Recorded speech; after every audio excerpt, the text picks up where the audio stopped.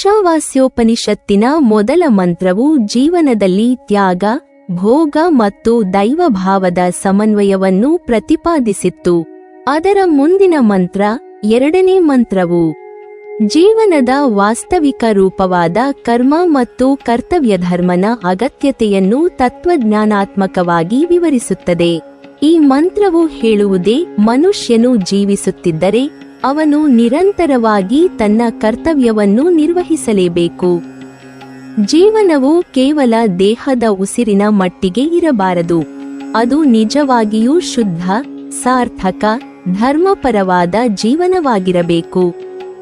ಮಂತ್ರವು ಹೇಳುವ ಮತ್ತೊಂದು ಮಹತ್ವದ ಅಂಶವೆಂದರೆ ಜಿಜೀವಿಷೇತ್ ಶತಂ ಸಮಾಃ. ಮನುಷ್ಯನು ಶತಾಯುಷಿಯಾಗಿ ಬದುಕುವ ಬಯಕೆಯನ್ನು ಪೋಷಿಸಬೇಕು.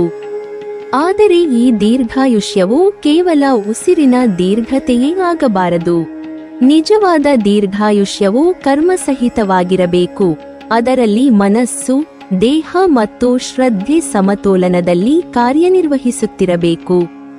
ಕರ್ಮವನ್ನು ಸರಿಯಾಗಿ ನಿರ್ವಹಿಸುವ ಮೂಲಕ ವ್ಯಕ್ತಿಯ ಜೀವನಕ್ಕೆ ಶ್ರೇಷ್ಠತೆ, ಸಾರ್ಥಕತೆ ಮತ್ತು ಶಾಂತಿ ಲಭ್ಯವಾಗುತ್ತದೆ.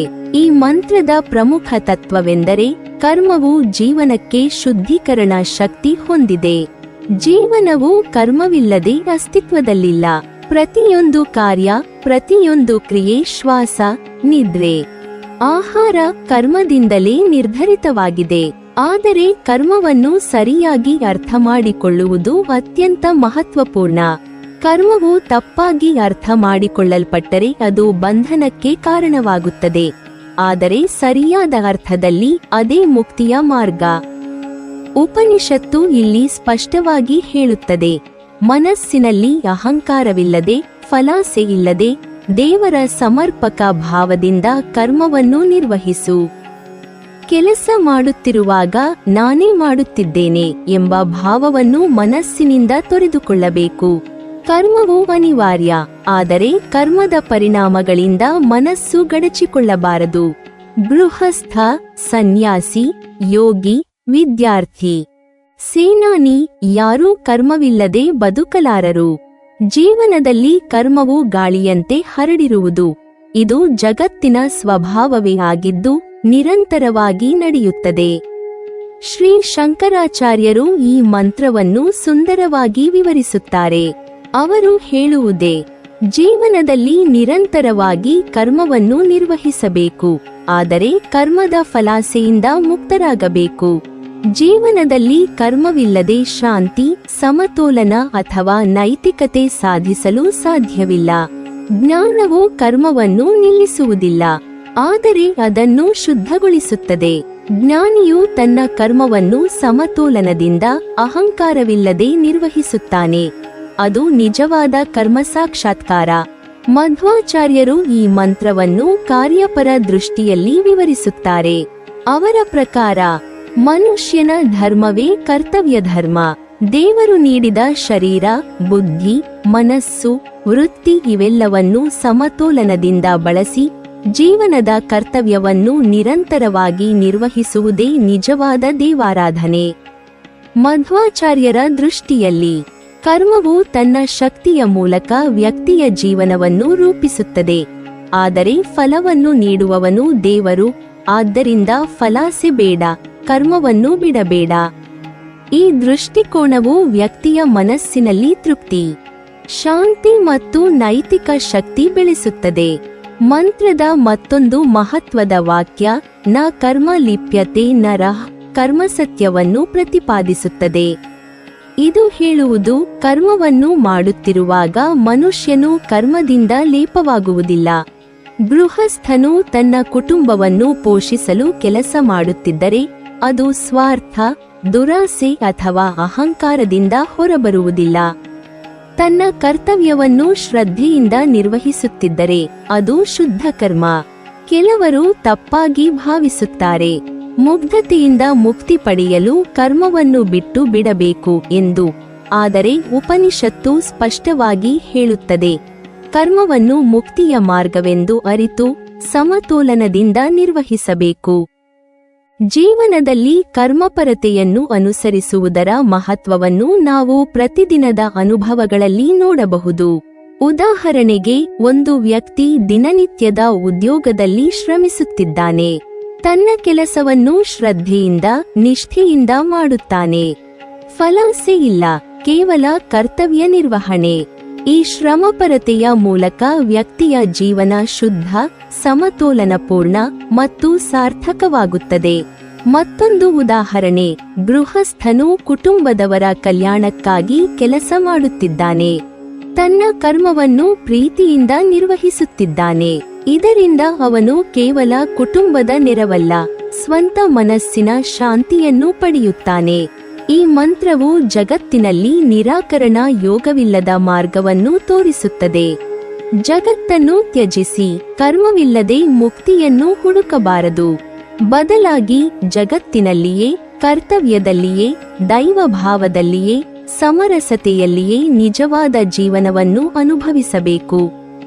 ಜೀವನದಲ್ಲಿ ಕೆಲಸ ಪವಿತ್ರ, ಕರ್ತವ್ಯ ಧರ್ಮ.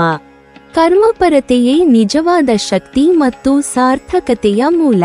ಇದರಿಂದ ಎರಡನೇ ಮಂತ್ರವು ನೀಡುವ ಮುಖ್ಯ ಸಂದೇಶ ಸ್ಪಷ್ಟವಾಗಿದೆ. ಜೀವಿತವು ಕರ್ಮವಿಲ್ಲದೆ ಅಸ್ತಿತ್ವವಿಲ್ಲ. ದೇಹವಿದ್ದರೆ ಕರ್ಮವಿರಬೇಕು.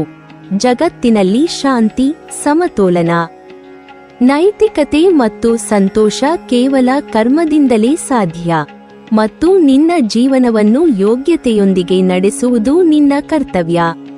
ಈ ಮಂತ್ರವು ಮನುಷ್ಯನ ಮನಸ್ಸನ್ನು ಎಚ್ಚರಿಸುವ ಗಂಟೆಯಂತೆ, ಕರ್ಮಪರತೆಯ ಮಹತ್ವವನ್ನು ಬೋಧಿಸುವ ದೀಪದಂತೆ, ಮತ್ತು ಕೆಲಸವನ್ನು ದೇವಾರಾಧನೆ ಎಂದು ತಿಳಿಸುವ ಜ್ಞಾನಮಾರ್ಗದಂತೆ ಕಾರ್ಯನಿರ್ವಹಿಸುತ್ತದೆ.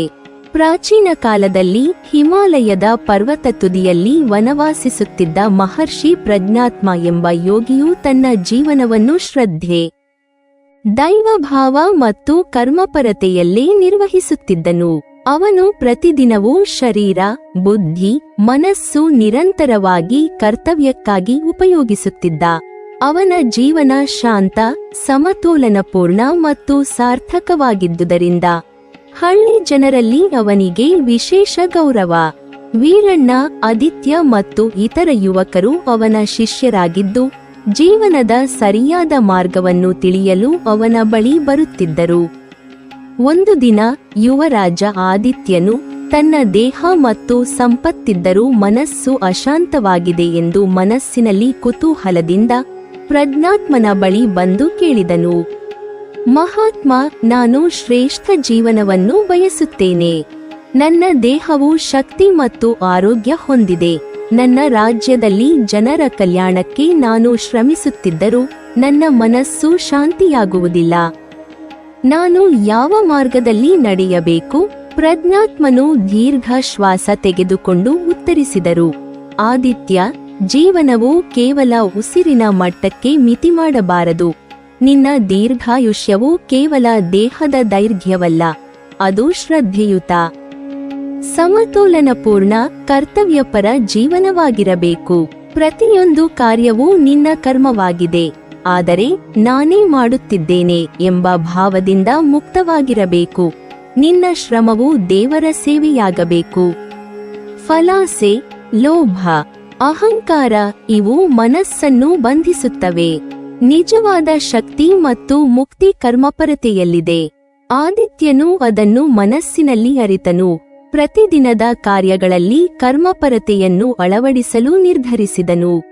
ಬೆಳಿಗ್ಗೆ ತೋಟದಲ್ಲಿ ಹೂವಿನ ಆರೈಕೆ, ಕೃಷಿ ಮತ್ತು ವಿದ್ಯಾವಂತಿಕೆ ಕರ್ಮವಾಗಿ ಶ್ರದ್ಧೆಯುತವಾಗಿ ನಿರ್ವಹಿಸಿದನು. ವ್ಯವಹಾರದಲ್ಲಿ ಗ್ರಾಹಕರಿಗೆ ಸುಧಾರಿತ ಸೇವೆ ನೀಡುತ್ತಿದ್ದ, ಆದರೆ ಲಾಭಕ್ಕಾಗಿ ದುರುಪಯೋಗ ಮಾಡುವುದಿಲ್ಲ. ಮನೆಯಲ್ಲಿಯೂ ಕುಟುಂಬದವರ ಮೇಲೆ ಪ್ರೀತಿ ಮತ್ತು ಸಹಾನುಭೂತಿ ತೋರಿಸುತ್ತಿದ್ದ, ಸ್ವಂತ ಆತಂಕದಿಂದ ಮುಕ್ತವಾಗಿದ್ದ. ಈ ಶ್ರಮಪರತೆಯ ಮೂಲಕ ಅವನ ಮನಸ್ಸಿನಲ್ಲಿ ಶಾಂತಿ, ಆತ್ಮನಿಶ್ಚಯ ಮತ್ತು ಸಮತೋಲನವು ಬೆಳೆದವು. ಮಹರ್ಷಿಯು ಮುಂದುವರೆದು ಹೇಳಿದರು, ಆದಿತ್ಯ, ಬ್ರಹ್ಮಾಂಡದ ಆರಂಭದಲ್ಲಿ ದೇವರು ಎಲ್ಲಾ ಪ್ರಾಣಿಗಳಿಗೆ ನಿರ್ದಿಷ್ಟ ಕರ್ತವ್ಯವನ್ನು ನೀಡಿದನು. ಮನುಷ್ಯನು ಶಕ್ತಿ, ಬುದ್ಧಿ, ಮನಸ್ಸು ಪಡೆಯುತ್ತಿದ್ದರೆ ಅದನ್ನು ಉಪಯೋಗಿಸಿ ನಿರಂತರವಾಗಿ ಕರ್ತವ್ಯವನ್ನು ಮಾಡಬೇಕು. ಧರ್ಮಪರ. ಫಲಾಸೆಯಿಲ್ಲದ ಕರ್ಮವು ಆತ್ಮಶಕ್ತಿ, ಶ್ರೇಷ್ಠತೆ, ದೈವಭಾವವನ್ನು ಜೀವಕ್ಕೆ ನೀಡುತ್ತದೆ. ಇತರರ ಹಿತಕ್ಕಾಗಿ ಶ್ರಮಿಸುವುದು, ಲೋಭ, ಅಹಂಕಾರದಿಂದ ಮುಕ್ತವಾಗಿರುವುದು. ಕರ್ಮಪರ ದೃಷ್ಟಿಯಿಂದ ಕೆಲಸ ಮಾಡುವುದೇ ನಿಜವಾದ ಜೀವನ. ಆದಿತ್ಯನು ಈ ಪಾಠವನ್ನು ತಮ್ಮ ದೈನಂದಿನ ಕಾರ್ಯಗಳಲ್ಲಿ ಅಳವಡಿಸಿಕೊಂಡನು. ರಾಜ್ಯದ ನಿರ್ವಹಣೆಯಲ್ಲಿ, ಜನರ ಕಲ್ಯಾಣದಲ್ಲಿ, ನ್ಯಾಯ ವ್ಯವಸ್ಥೆಯಲ್ಲಿ ಎಲ್ಲವೂ ಕರ್ಮಪರ ದೃಷ್ಟಿಯಿಂದ, ಫಲಾಸೆಯಿಲ್ಲದೆ ಸಮತೋಲನದಿಂದ ನಿರ್ವಹಿಸಿದನು. ದಿನನಿತ್ಯದ ಜೀವನದಲ್ಲಿ ಶ್ರಮಪರತೆಯ ಮೂಲಕ ಆತ್ಮಶಕ್ತಿ, ಶಾಂತಿ ಮತ್ತು ಸಂತೋಷವನ್ನು ಅನುಭವಿಸಿದನು. ಅವನು ಅರಿತನು, ನಿಜವಾದ ದೀರ್ಘಾಯುಷ್ಯವು ಕೇವಲ ದೇಹದ ಉಸಿರಿನ ದೀರ್ಘತೆಯಲ್ಲ, ಶ್ರದ್ಧೆಯುತ, ಕರ್ಮಪರ, ಸಮತೋಲನಪೂರ್ಣ ಜೀವನವೇ ನಿಜವಾದ ದೀರ್ಘಾಯುಷ್ಯ. ಈ ಕಥೆಯಿಂದ ನಮಗೆ ತಿಳಿಯುತ್ತದೆ, ಜೀವನವನ್ನು ತ್ಯಜಿಸಿ ಕರ್ಮವಿಲ್ಲದೆ ಮುಕ್ತಿಯನ್ನು ಹುಡುಕಬಾರದು. ಜಗತ್ತಿನಲ್ಲಿಯೇ, ಕರ್ತವ್ಯದಲ್ಲಿಯೇ, ದೈವಭಾವದಲ್ಲಿಯೇ, ಸಮರಸತೆಯಲ್ಲಿಯೇ ನಿಜವಾದ ಸಂತೋಷವನ್ನು ಕಂಡುಕೊಳ್ಳಬಹುದು. ಪ್ರತಿದಿನದ ಕರ್ಮವನ್ನು ಶ್ರದ್ಧೆಯಿಂದ, ಅಹಂಕಾರವಿಲ್ಲದೆ, ಸಮತೋಲನದಿಂದ ನಿರ್ವಹಿಸುವ ಮೂಲಕ ವ್ಯಕ್ತಿ ಆಲಸ್ಯದಿಂದ ಹೊರಬರುತ್ತಾನೆ, ಶ್ರಮಪರತೆಯ ಮೂಲಕ ಆತ್ಮಶಕ್ತಿ ಪಡೆಯುತ್ತಾನೆ. ಸಮಾಜ ಮತ್ತು ಜೀವನದೊಂದಿಗೆ ಸಮರಸತೆಯಲ್ಲಿ ನಡಗುತ್ತಾನೆ ಮತ್ತು ಜೀವನವನ್ನು ನಿಜವಾಗಿ ಅನುಭವಿಸುತ್ತಾನೆ. ಆದಿತ್ಯನ ಉದಾಹರಣೆ ನಮಗೆ ತೋರಿಸುತ್ತದೆ, ಪ್ರತಿಯೊಬ್ಬ ಮನುಷ್ಯ ತನ್ನ ಶಕ್ತಿಯ, ಬುದ್ಧಿಯ, ಶರೀರದ ಸಂಪನ್ಮೂಲಗಳನ್ನು ಶ್ರದ್ಧೆಯುತವಾಗಿ ಉಪಯೋಗಿಸಿ ಫಲಾಸೆ ಇಲ್ಲದೆ ಕರ್ತವ್ಯ ನಿರ್ವಹಿಸಿದಾಗ ಮಾತ್ರ ನಿಜವಾದ ಶಕ್ತಿ, ಶಾಂತಿ ಮತ್ತು ಮುಕ್ತಿ ಸಾಧಿಸುತ್ತದೆ. ಜೀವನದಲ್ಲಿ ಕರ್ಮಪರತೆ ಎಂದರೆ ಶ್ರದ್ಧೆ, ಸಮತೋಲನ, ದೈವಭಾವ ಅಳವಡಿಸಿಕೊಂಡು ನಡೆಯುವುದು.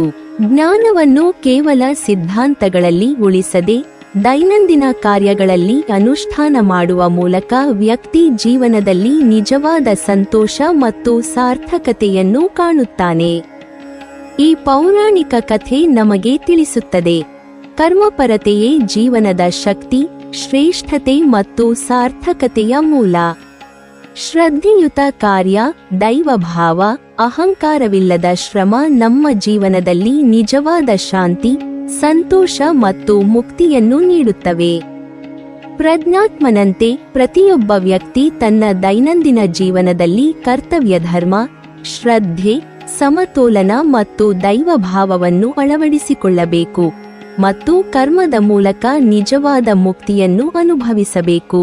ನೀವಿನ್ನೂ ನಮ್ಮ ಚಾನೆಲ್ ಅನ್ನು ಸಬ್ಸ್ಕ್ರೈಬ್ ಮಾಡಿಲ್ವಾ? ಹಾಗಾದರೆ ಈ ಕೂಡಲೇ ನಮ್ಮ ಇಂದ್ರಜಾಲ ಚಾನೆಲ್ ಅನ್ನು ಸಬ್ಸ್ಕ್ರೈಬ್ ಮಾಡಿ ಮತ್ತು ಪಕ್ಕದಲ್ಲಿರುವ ಬೆಲ್ ಐಕಾನ್ ಅನ್ನು ಕ್ಲಿಕ್ ಮಾಡಿದರೆ ನಮ್ಮ ಹೊಸ ವಿಡಿಯೋಗಳನ್ನು ನೀವು ನೋಡಬಹುದು.